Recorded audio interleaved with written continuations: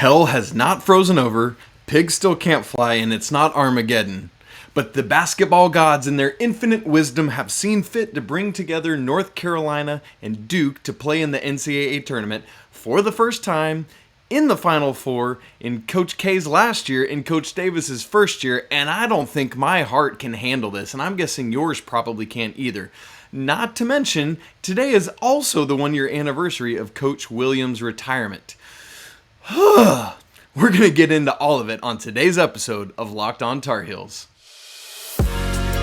You are Locked On Tar Heels, your daily podcast on the UNC Tar Heels. Part of the Locked On Podcast Network, your team every day.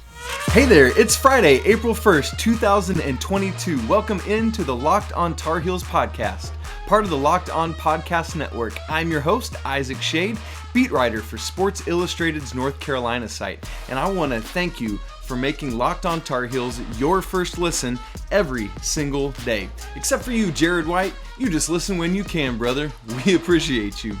Seriously though, Locked On Tar Heels is free and available anywhere you get your podcasts. And for those of you watching on YouTube, what's up? Would love for you to subscribe too. As we've been saying all week on the pod, our goal is to get to 1,000 YouTube subscribers by the end of the NCAA Tournament, which is 3 days from now on Monday. And as of this recording, we are on our way. We're at 921. Thank you so much to everyone who subscribed. Keep doing it. Keep telling friends. We can do this. We can make it happen.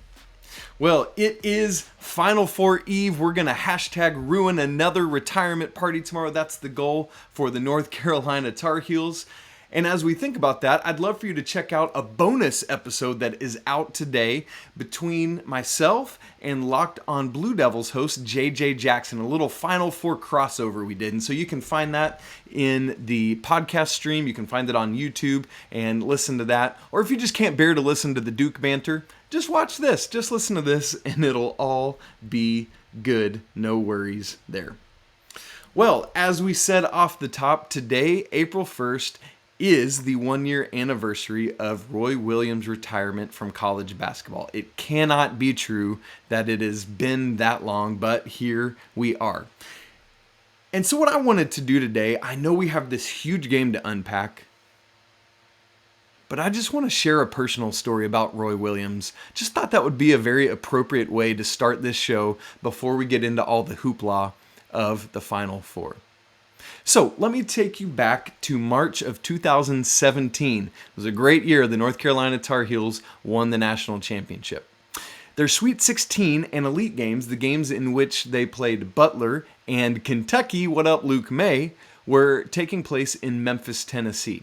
Well, it just so happened I was not yet a writer for Sports Illustrated. I was writing my own North Carolina basketball blog, nothing really official. And so, yes, I was covering games, but we were actually on spring break for my full-time job as a professor. And so we were going to visit some family friends down in Alabama. And it just so happens that Memphis is right on the way from our house down to Alabama. So we thought, hey, let's stop, spend the night in Memphis, and then go to North Carolina's open practice on Wednesday, the day before the first games of the Sweet 16. Great, good idea. We did that. So on Wednesday morning, we got up and we started walking. We were going to go to the Peabody Hotel to see the Duck Parade, and we thought that'd be really neat. But as we're walking, we see this really tall gentleman walking by with a couple other people. And turned out I was like, that is Eric Montross. And there's Jones Angel and Adam Lucas, who you might know as Jones as the voice of the Tar Heels, and those two gentlemen host the Carolina Insider podcast. And so we were like, hey, let's go see if we can catch up to them and just say hi and thanks for all you guys do. So we started trying to track them down, and we just could never catch up with them, but they went into this building, and turned out it was the Peabody. And so our family, my wife and I, we just had our son Paxton at the time. We didn't have our daughter yet, and so we went in to see if we could find the Ducks. And while we were waiting in the lobby, lo and behold, who should come downstairs but assistant coach Steve Robinson? And me, being at that point essentially just a fan, said, hey, Maggie, I think this might be where the Tar Heels are staying. So we just hung around in the lobby, and wouldn't you know it, just one by one starts trickling down the players and the coaching staff. Here comes Isaiah Hicks and Kennedy Meeks, And then Roy Williams himself steps off the elevator. Well, my son Paxton was holding this little tiny Carolina basketball, and he was playing with it, and he just dropped it, and it rolled on the floor. And where should it land but at the feet of none other than the head coach of the North Carolina Tar Heels, Roy Williams. And so here is Coach and my son standing just a few feet apart with this ball, my son's ball, at Coach's feet. For those of you watching on YouTube, I'm going to put a picture of this up so you can see it as I'm talking about it.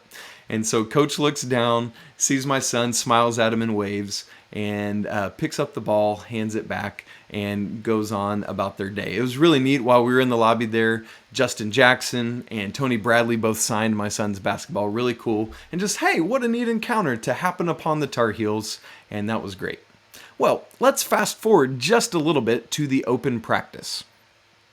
If you've ever been to one of these NCAA Tournament open practices, it's free to the public, it's open, and you can sit wherever you can find a seat. And so we got there just as UCLA was finishing off their open practice. UCLA was playing Kentucky in the Sweet 16. That's the Lonzo Ball team. And so since it was about to be the changeover, some seats had emptied out in the first row of the seating. And so we thought, hey, let's just go sit there, all three of us. We'll hang out, we'll watch Carolina practice, it'll be awesome.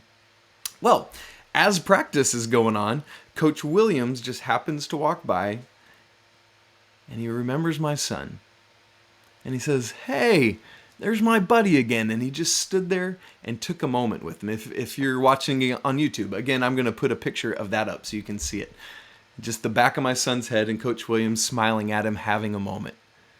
As a father, I cannot tell you how much that meant to me. It was a very special moment that a man that did not have to do that took his time out of having his practice with his team to make a moment for my son.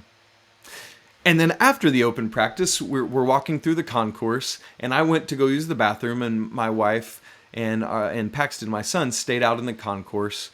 And wouldn't you know it, came walking by Coach Williams and Miss Wanda while I'm in the bathroom missing them. And Coach once again remembers my son. Hey, there's my buddy. How you doing? And they were just headed off to eat with their family and some friends, and just stopped and talked to my son again. But here's the really cool thing. My son was 1 at the time. His birthday, that October, we were having like a basketball-themed birthday party. And I thought, how neat would it be for this basketball party if Coach Williams would sign that picture of my son from the open practice where they're just having that special moment together. And I thought it probably will never happen, but let's just write out a little letter about what the story was, include the picture, and see if anything will come of it. So sent it off, wrote the story, and wouldn't you know it, several months later comes back this picture signed by Coach Williams. Again, if you're watching on YouTube, I'm going to put the picture up so you can see it as I'm talking. Dear Paxton, best wishes, Roy Williams. And that picture every day, to this day, hangs up in my son's bedroom as a special reminder of what a neat thing that was. And so yes, sports are awesome and we love these games. But at the end of the day, it's all about the people and the stories that play them and the humanity that is within all of us. And that is what is so special to me about the man that Roy Williams is and why he is so widely regarded, not just by the Carolina family, but by the college basketball brotherhood. Thank you, Coach Williams, for the man that you are. Yes, the championships you brought and the wins and everything, but the way you developed all the young men in your care, the way that you developed everyone under you in your care, the men, the women, the managers, the coaches, everyone, to be better people because they had had an encounter with you. Thank you. Woo, okay.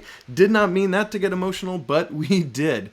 As for the current edition of Coach Williams' favorite team, the Tar Heels literally have the chance to end Coach K's career in walk-off fashion tomorrow in the Final Four. What more could you ask for against your bitter rival than that? How exactly can the Tar Heels accomplish that goal? We're going to talk about it in just a moment with my Four Corners game preview. But before we get there, let me tell you about Built Bar. Built Bars are great candy bar replacement options covered in 100% real chocolate. Some of the great flavors include mint brownie, coconut, coconut almond, and new for this month is white chocolate shamrock. They're all delicious and new flavors are coming out all the time. At Built Bar, they are all about the taste. They're going to make it taste delicious first and then come back later and figure out how to make it healthy. Honestly, not sure how they pull it off, but they do it every single time. So go to built.com, scroll down to the macros chart, and you're going to be blown away by these numbers. High protein, low calories, high fiber, low carbs. Here's some of the numbers for you. 130 calories, just 4 grams of sugar, only 4 net carbs, but yet 17 grams of protein. Compare that to a candy bar, which has somewhere around 240 calories, 300 grams of sugar, and dozens of net carbs. You don't want that noise. So go to built.com, use promo code LOCKED15, and you'll get 15% off your next order. Again, that's promo code LOCKED15 for 15% off at built.com.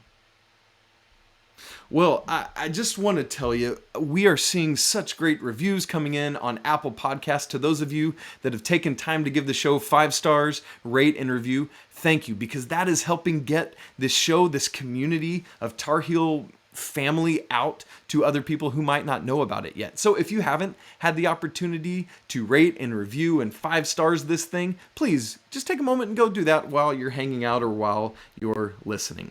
And now let us talk about this game. But before we discuss it, let me say this one thing to all of us very loud and clear. Whatever it is that happens in this first ever meeting between North Carolina and Duke in any round of the NCAA tournament, whatever the outcome may be, that outcome will ultimately pale in comparison to the fact that the 2021-22 North Carolina Tar Heels, under the direction of brand new first-year head coach Hubert Davis, made the Final Four. That's your headline. That's the story. Regardless of what people try to say or what they make it out to be or how big they make a North Carolina win or a North Carolina loss seem, that is the story of this season, regardless of Saturday's outcome. Now, with that said, this is a monster huge game. Given all this context, the first time they've played in any round in the Final Four, Coach Davis's first year, Coach K's last year, given all that context, this is the biggest, most gargantuan national semifinal in the history of the NCAA tournament. I defy you to find me one bigger. Seriously, Hollywood itself cannot write a script this good, and we found that out at the Oscars. The only script that was worth watching at the Oscars, that little nice crazy slap we had from Will Smith on Chris Rock. What happened there? I have no idea. Well, if ever there was a time to use the old sports cliche, throw out the record books, this is it. Duke looked like they had peaked earlier this season. I really thought, kind of like that 2019 Duke team, they peaked and then never really went anywhere. But this Duke team has taken off in the NCAA tournament. They have looked like a wholly different team. But you know who else has? North Carolina, absolutely. So, given that setup, given this kind of even rise that both these teams have had, what does Carolina need to do to win? Well, for those of you who are checking it out for the first time this show, every time we have a game, I do what I call a Four Corners game preview in an homage to Coach Dean Smith and his Four Corners offense. So, the first of the Four Corners, the things that I'm watching for, the things that I believe are going to most influence this game, the first is this. Leaky Black has to, once again, shut down AJ Griffin. AJ Griffin? Why aren't we talking about Paolo Banchero? Well, we'll get to that in just a moment. AJ Griffin, because game 1, AJ Griffin scores 27 points against North Carolina. A huge tally, his career high. You know what he did last time, the game in Cameron? The game when Leaky was on him most of the time? AJ Griffin was 2 for 5 from the field, 1 for 3 from 3 for just 5 total points in 30-something minutes played. Why? Hashtag Leaky Lockdown, just like everyone else. Now, I'm imagining that what Coach Davis is going to do is once again put Leaky on AJ Griffin, allow Brady Manek to do his best to stay in front of, use his height, his size, his length to guard Paolo Banchero. I know Banchero is more athletic, is quicker than Manek, but Manek does have more size than Leaky and probably will be able to bother him. Manek is still not an elite or great defender, but he has been playing much better defense, staying in front of his target, in front of his mark, staying vertical, getting his hands up, doing the things he needs to do. Banchero is going to get his, but Manek's goal is to limit him. However, if Leaky Black can essentially eliminate AJ Griffin and take him out of the equation, that is going to be huge for North Carolina's prospects of winning this game. Four Corners point number 2. Armando Bacot over Mark Williams for the best center in this game. Mark Williams voted the Defensive Player of the Year. Notice I didn't say he was the Defensive Player of the Year. We just talked about the Defensive Player of the Year. You know who that was. But Mark Williams, take nothing away from him, is an imposing presence on defense, a phenomenal player inside and in the interior, but he is not Armando Bacot. Yes, Bacot is a little bit shorter, but nobody is doing what he does from a consistency standpoint. This dude just finished with 20 and 22 against an undersized, overmatched St. Peter's team. I get that. But still, who's doing that at this level of the NCAA tournament? Armando Bacot has 4 double-doubles in 4 NCAA tournament games. He has the most double-doubles in all of Division I this season. He has now tied Tim Duncan for the most double-doubles ever in a single season of the ACC. That is what he's doing, and he has to continue to assert himself once again against Mark Williams in this game, similar to what he did in the game at Cameron. Bacot got the better of that battle. Now, here's a sub-point to watch in this Bacot-Williams battle. How are the refs calling this game? We talked about that some yesterday, watching the refs and what they're doing. Hopefully, the refs will allow, not murder and kill each other, but hopefully the refs will let these guys bang and play a little bit, and I think that'll be good. Armando wants to get physical. He wants to get into Williams, get these offensive rebounds, score, rebound, and help the Tar Heels. I'm not worried about Bacot. He's going to be consistent, but what I am concerned about is the official's whistle. It's going to be important for both teams, for both these guys to be on the court, and so that's going to be an important thing to watch. Four Corners point number 3. Whose turn is it in the backcourt? We keep switching back and forth between RJ Davis and Caleb Love, having these monster games. Whose turn is it going to be? My guess is Caleb Love, and I will tell you why. I'm going to tell you why because I'm going to start by talking about RJ Davis. In the NCAA tournament, Duke has once again reinserted Jeremy Roach into their starting lineup, which I believe is a big reason why they have been playing so much better, because they don't, with Trevor Keels in the lineup, they don't really have a true point guard to help navigate and facilitate a game. And as you know, as we've talked about a lot in these weeks of the NCAA tournament, you have to have elite guard play to win at this level. Jeremy Roach brings that in a more pure form than does Trevor Keels. And so that has been really helpful to Duke. The win for that in RJ Davis is Trevor Keels is built like a linebacker. RJ Davis is not. But Jeremy Roach is much more similarly sized to RJ Davis and is a better mark for RJ Davis, quite frankly. So what RJ Davis has to do is essentially take Roach out of the game, similar to what Leaky Black did to Kihei Clark in the ACC tournament quarterfinals. Remember that? Big old 6'8 Leaky on little 5'10 Kihei Clark. Kihei Clark establishes and makes go the Virginia offense. But he couldn't because Leaky was on him like couldn't do anything. And so RJ Davis needs to do that same thing, not allow Roach to initiate the offense, get up into his grill, cause him problems and disruption, and not let him get going. What does that allow the rest of the Tar Heel defenders to do? Just really be up on their man because Roach can't do what he needs to do. But because of that is why I think that Caleb Love is going to have the bigger offensive game, because I think RJ Davis is going to need to necessarily spend a lot of his time and attention and energy on the defensive end stopping Roach. Now, not that Caleb Love's going to have it easy with what he's got to do defensively against Wendell Moore, but I think that that is an easier offensive matchup for Caleb, and so I see him able to score. Keep in mind that Caleb Love for me is going to be something of an X factor in this game. Oh, cool, Schade. Yeah, that's great. Choose the most NBA high prospect from the Carolina roster to be your X factor. Great, way to go out on a limb with that one. I hear you. I hear what you're saying. However, the numbers bear out that as Caleb Love goes, so goes the Tar Heels. For example, Manek has been incredibly consistent.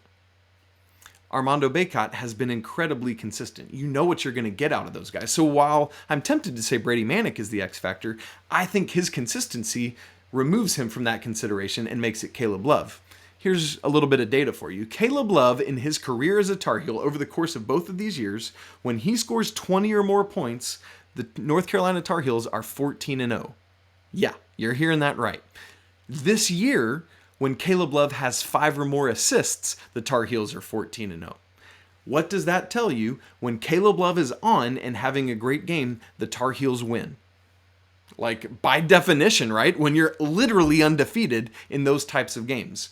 So Caleb Love either needs to be scoring, he needs to be on, attacking the rim, getting downhill like he's been doing going back to the UCLA game. That second half where he dropped 27, it started because he attacked the rim. Now, if shots aren't falling, what does that mean? Then he needs to fall back and rely on distributing, getting his teammates involved, and getting up to those 5 or more assists. So I'm looking for Caleb Love to do one or both, hopefully, of those two things. Either scoring 20 or more points or having 5 or more assists is going to really help Carolina's chances. And the last part of the fourth of the 4 corners, and I think the most important one, is that Carolina has to take advantage of and attack Duke's porous defense. If you go back to the Pittsburgh game that Carolina lost at home, remember that Q4 loss when it was like the world was falling apart?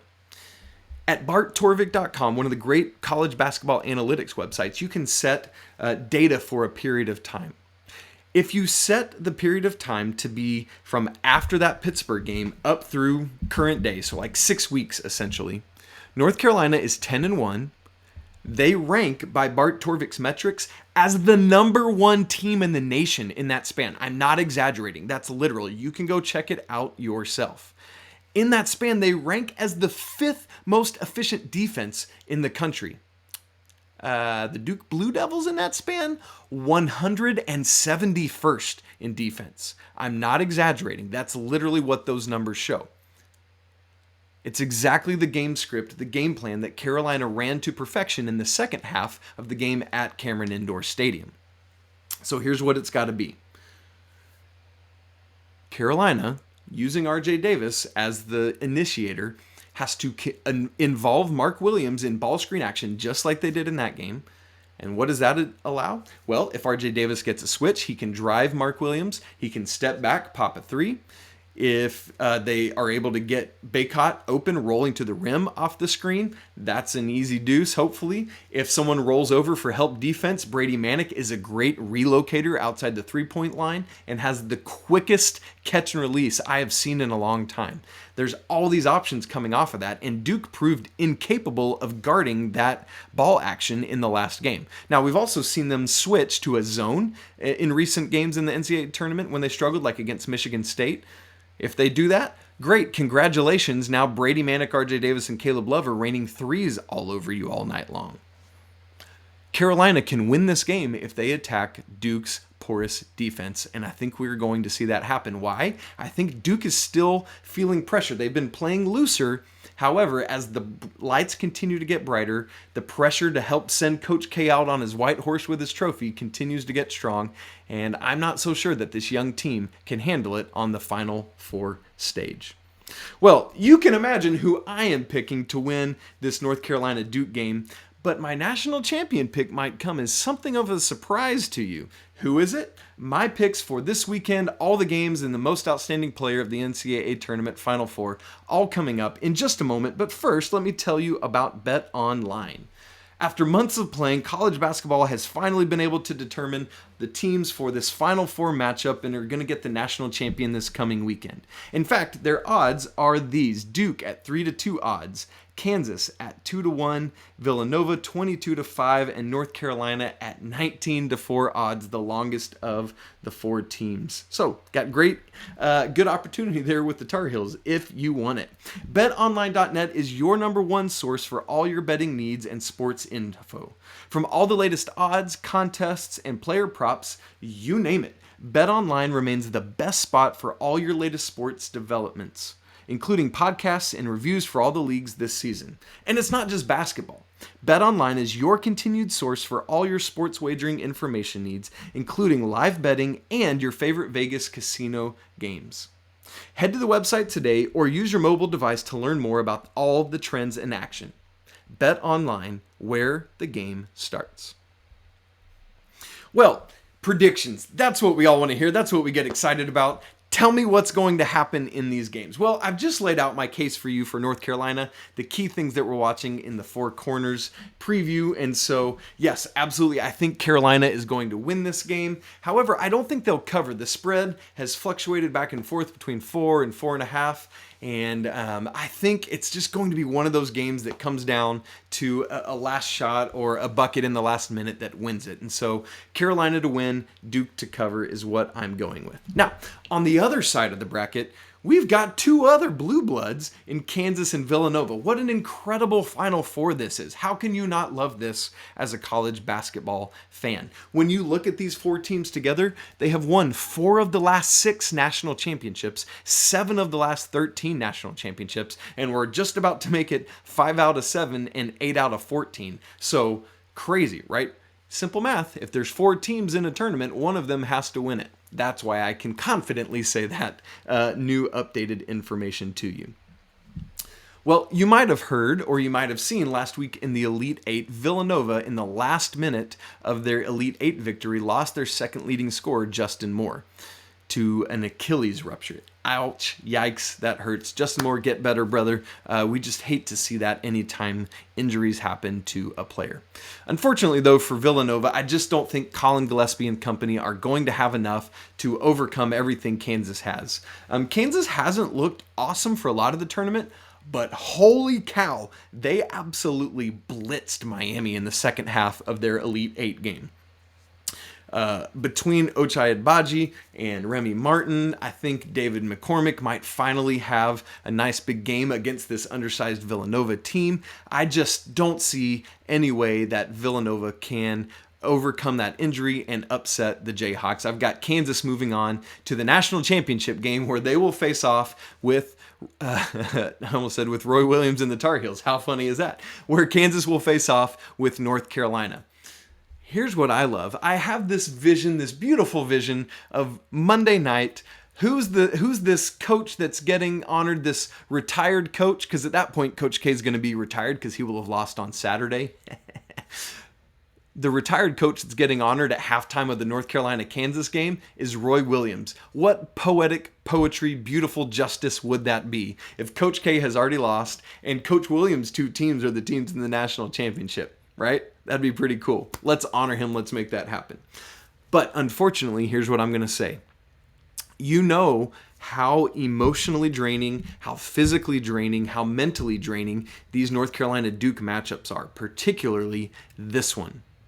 And so because of that, I think North Carolina is going to beat Duke, but then they will have expended so much energy. And Kansas, I don't think is going to have worked as hard against Villanova.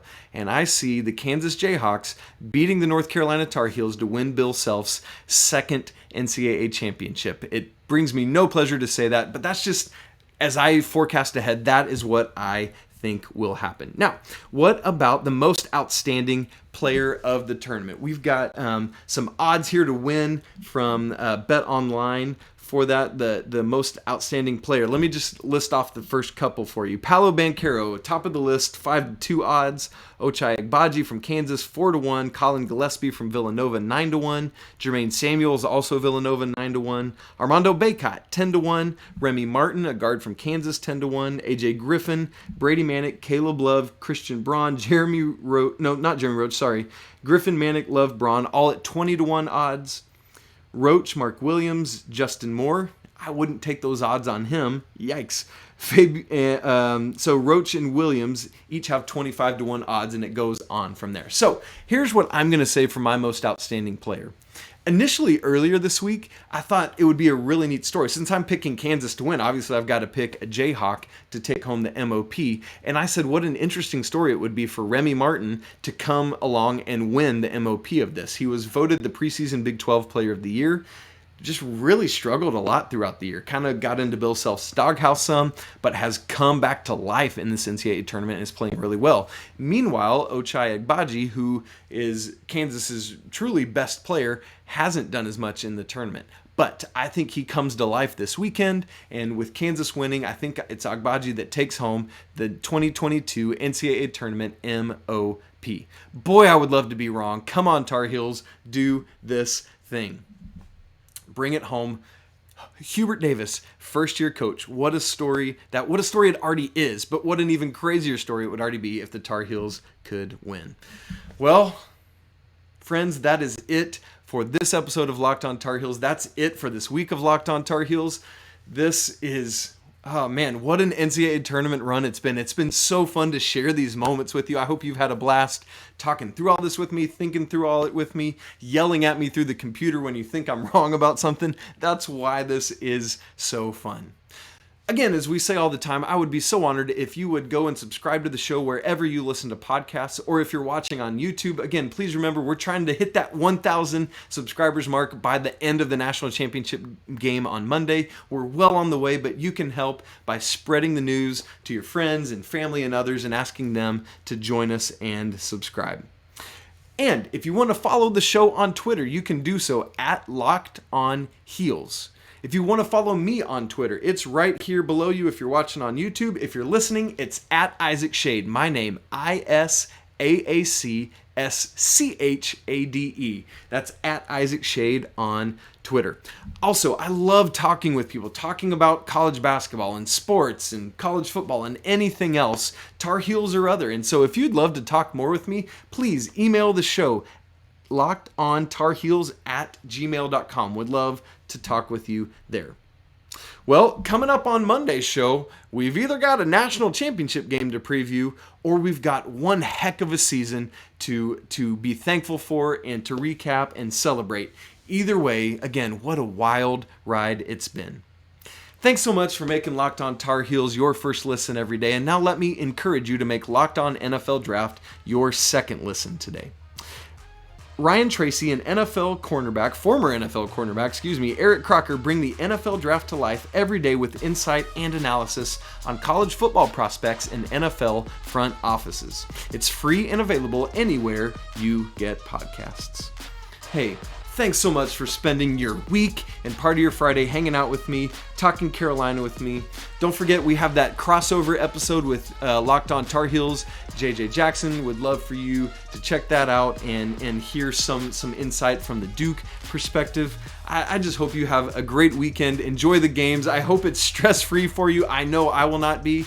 As you listen to this, I am on my way to New Orleans to be there at the games in the room. One of the things I'm looking forward to next week is giving you a little behind-the-scenes look at what it was like to be at the Final Four. Well, you know what? Regardless of what happens, it's always a great day to be a Tar Heel. Until next time, peace!